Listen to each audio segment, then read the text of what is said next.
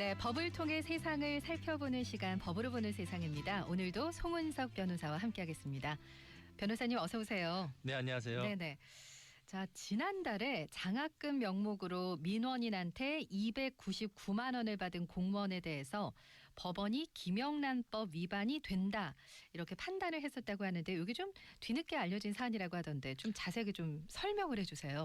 예, 이 사건은 이 김영란법을 이제 피해 보려고 했었던 사안으로 보여지는데요. 예. 법원이 김영란법 위반을 인정한 사안으로 보여집니다.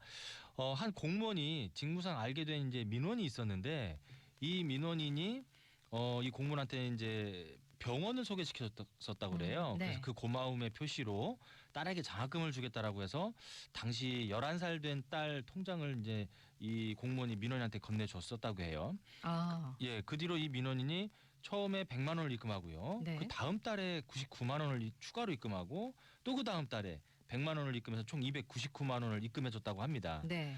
명목은 장학금이었고 해당 공무원이 직접 받은 게 아니라 딸 통장으로 입금된 그런 상황이었는데 이에 대해서 이제 해당 공무원 이제 징계위원회에서 강등 처분을 했다고 그래요. 그래서 예. 이 해당 공무원이 나는 김영란법을 위반하지 않았다라고 하면서 행정소송을 제기했었던 그런 사안입니다. 그러니까 100만 원 두 번 그리고 예. 99만 원 한 차례 입금해서 이제 299만 원을 입금했는데 근데 왜 하필이면 299만 원일까 좀 궁금하신 분도 계실 것 같아요.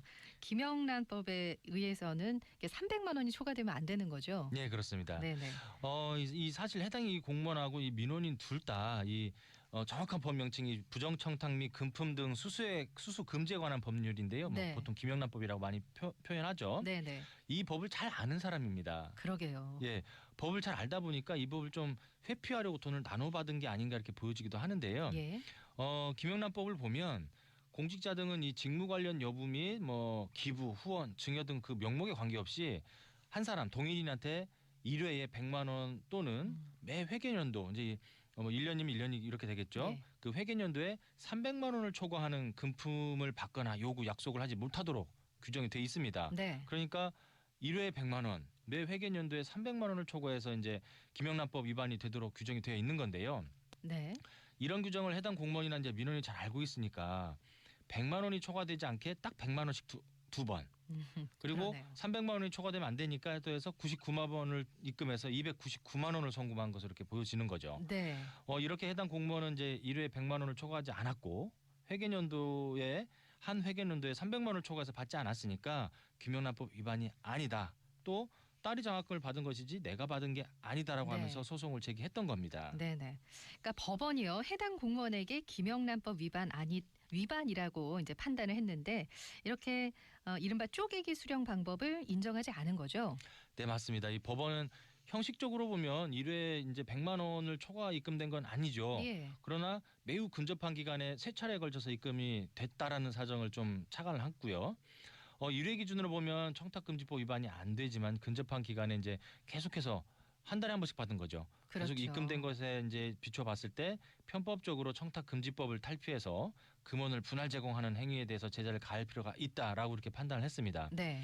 실질적으로 보면 300만 원을 주려고 했는데 김영란법상 이제 1회에 100만 원까지 상관없으니까 이걸 나눠서 주면 괜찮겠지 이렇게 생각할 수 있는데 법원은 이번 판결로 인해서 100만 원을 초과해서 금원을 쪼개서 받는 것도 100만 원을 초과해서 수수한 거로 봐야 된다. 이렇게 네. 보는 게 합리적이다 이렇게 판단한 겁니다. 네, 정말 변호사님 말씀대로 이 법을 잘 아시는 분이네요. 네. 그러니까 100만 원씩 1년에 300만 원 넘지 않게 나눠주면 법에 걸리지 않는다고 생각해서 이렇게 처리를 한 것 같아요. 법원에서 인정하지 않은 거네요. 네, 맞습니다. 이 법의 맹점을 피해서 이제 탈법적으로 돈을 수령하려고 했다가 제재를 받게 된 경우라고 보여지는데요. 예. 제 입장에서 보면 이 판결이 상당히 이제 공감 가는 부분이 많이 있어요. 네. 단순히 1회에 100만 원, 1회계연도에 300만 원을 초과하지 않으면 이제 문제가 없다고 볼 수도 있는데 이체 기간이라든지 전체 돈의 명목이 동일한 명목인지 등을 좀 종합적으로 봐서 네. 연속성이 있다라고 보여지면 1회 100만 원을 초과해서 받은 것이라고 보는 것이 합당해 보입니다. 이 사건에 비춰봤을 때. 네. 모르겠습니다. 이게 지금 1심 판결이기 때문에 항소심이나 대법원까지 혹시 간다라면 어떻게 판단될지 지켜볼 필요 있을 것 같습니다. 그렇군요. 이 돈을 입금한 민원인이 한 진술을 보면요. 병원 소개해 준 게 너무 고마워서 매월 100만 원씩 총 1,000만 원을 입금할 생각이었다 이렇게 밝혔던데요. 이런 민원인의 말을 생각해 보면은 이게 연속성이 있는 거죠. 네, 맞습니다. 이 사건 판단에 이 민원인의 진술도 한몫을 한 것으로 생각이 드는데요. 1,000만 원을 줄 생각이었는데 김영란 법 때문에 네. 100만 원씩 나눠줄 생각을 가지고 있었다. 이렇게 판단할 수 있는 대목인 것 같습니다. 네네. 아니 저는 이제 궁금한 게 병원을 소개해줘서 너무 고마워서 장학금을 줄 생각을 하셨다는 것도 굉장히 이채롭고 예, 예. 그것도 또 통장을 건네준 것도 예, 굉장히 좀 그렇죠. 그거는 흔한 일은 아니지 않습니까? 예, 맞습니다. 네.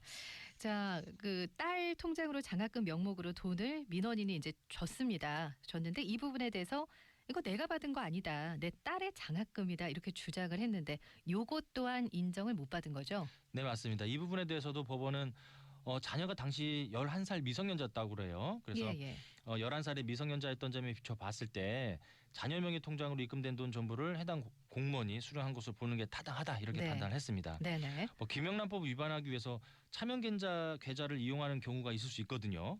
이런 경우에 실질적으로 아, 해당 공무원이 돈을 직접 수령했는지를 명확하게 밝혀내기 어려운 게 현실이고요. 그렇죠. 또 차명계좌로 받은 돈도 또 해당 공무원이 받은 돈으로 인정될 수 있을 정도의 돈이 흐름이 밝혀져야 되는데 네. 이 흐름을 솔직히 수사를 했을 때 밝히기가 많이 어렵습니다. 처벌까지 가기가 많이 어려울 수 있는데 이 사건에서는 미성년 자녀 통장 받은 이런 사례에 있어서 네. 이거는 해당 공무원이 받은 거로 볼 수 있다.